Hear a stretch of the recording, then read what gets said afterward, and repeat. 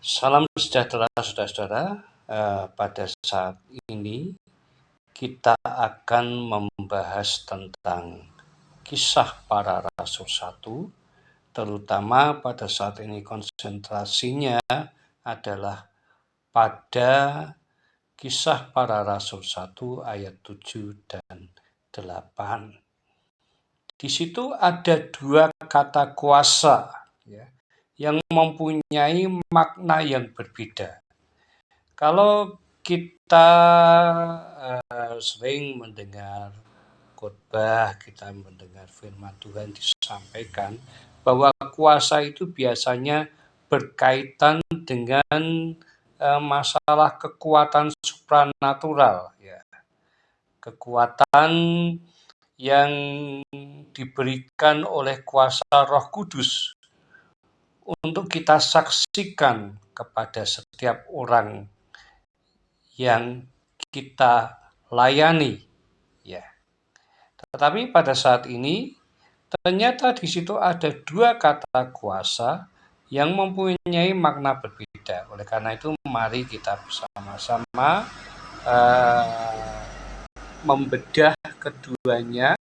Kita bersama-sama mencoba untuk melihat apa perbedaannya. Langsung saja ya.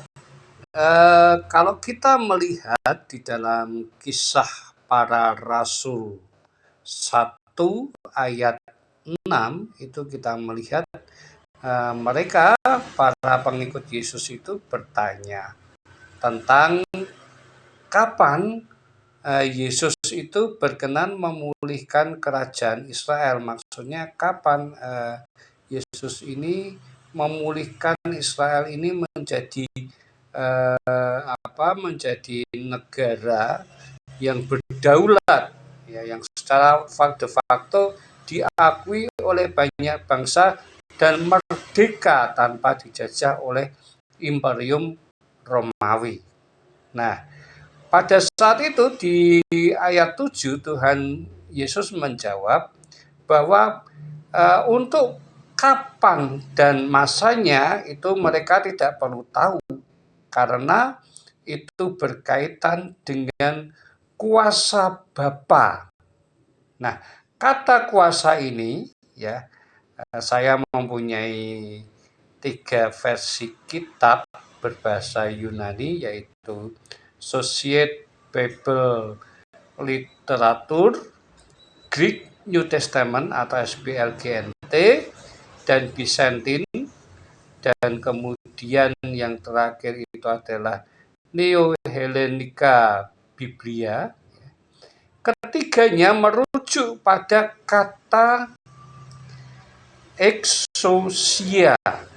Kuasa ini di situ ditulis dengan kata exousia. Nah, kata exousia itu kalau kita terjemahkan di dalam bahasa Indonesia atau di dalam bahasa Inggris itu authority. Nah, kalau di dalam bahasa Indonesianya itu adalah kewenangan atau otoritas. Jadi kalau begitu, mereka tidak perlu tahu waktu dan masanya, karena itu berkaitan dengan kuasa atau otoritas Allah, otoritas Bapa, kuasa Bapa atau kewenangan Bapa atau otoritas dari Allah itu sendiri. Nggak perlu tahu. Nah, kemudian pada ayat selanjutnya, ayat ke-8 itu kemudian yang penting kamu nanti setelah pada saat turunnya Roh Kudus kamu akan diberi kuasa. Nah, di sini ada kata kuasa lagi, tetapi maknanya sudah berbeda. Jadi kuasa yang dimaksud di sini adalah di dalam bahasa Yunaninya itu baik dari ketiga versi itu adalah dunamin. Nah, dunamin ini adalah kata benda yang menjadi objek, ya, yang sering disebut itu akusatif karena berada di bagian terakhir sebagai objek. Nah, dunamin itu artinya kuasa atau kekuatan, ya. Artinya maknanya kuasa itu adalah kekuatan. Kekuatan yang mampu merubah sesuatu, ya. Kekuatan untuk mendatangkan suatu mukjizat, kekuatan untuk bisa menyembuhkan, kekuatan untuk bisa uh, mengusir setan dan sebagainya, itu dinamakan dunamin, ya. Kuasa atau kekuatan, ya.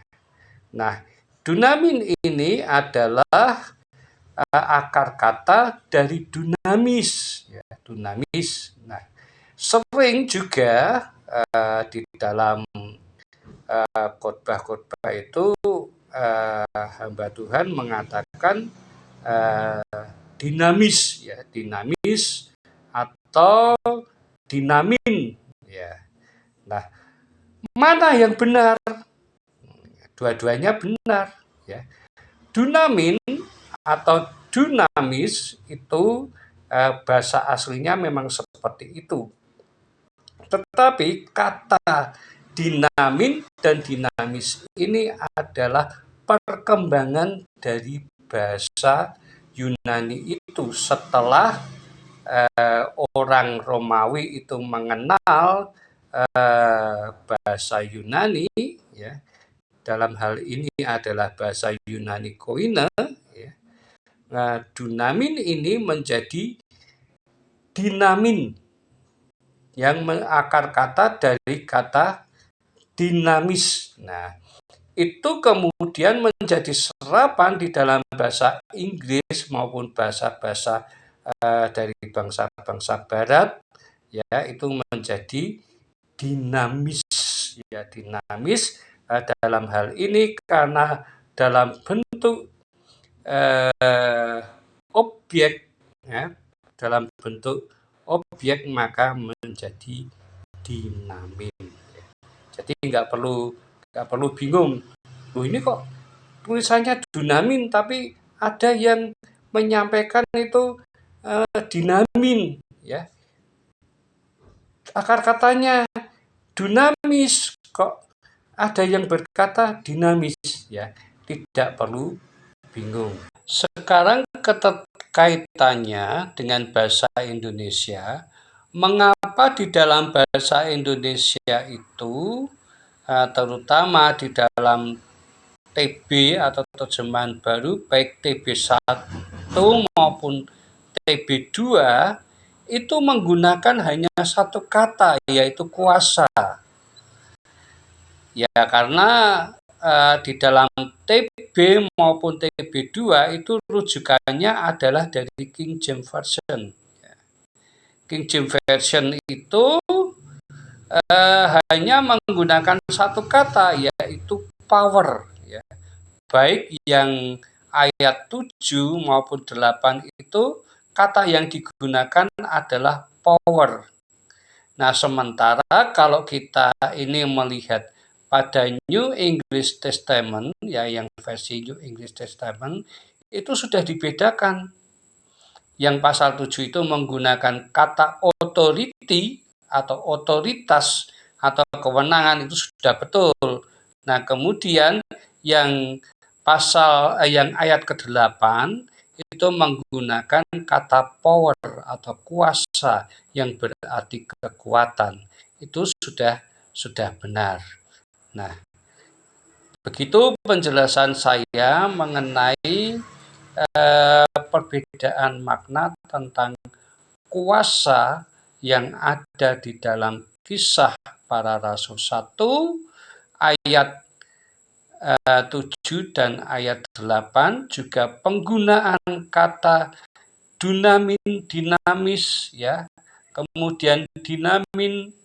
Nah, itu mengapa